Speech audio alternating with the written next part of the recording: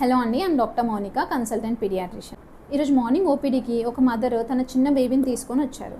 Madam, మా బేబీకి 3 days నుంచి ఫీవర్, బాగా ఏడుస్తున్నారు, ఒకసారి చూడమని అడిగారు.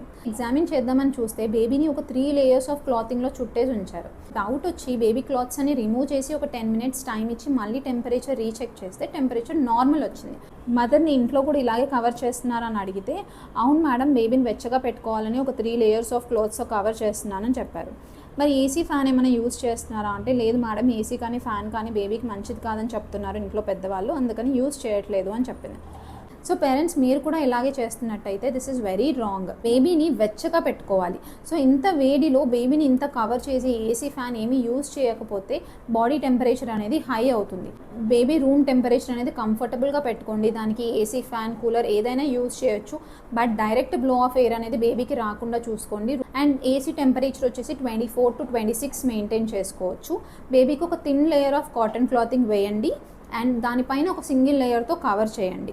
In between baby hands and feet check చేసుకోండి. బేబీ వామ్గా ఉంటే చాలు, వేడిగా ఉన్నా చల్లగా ఉన్నా దానికి తగ్గట్టు రూమ్ టెంపరేచర్ని అడ్జస్ట్ చేసుకోండి. అండ్ బేబీ డీహైడ్రేట్ అయినా కూడా బేబీ వేడిగా అనిపిస్తారు, సో ఫ్రీక్వెంట్ బ్రెస్ట్ ఫీడింగ్ చేసుకోండి.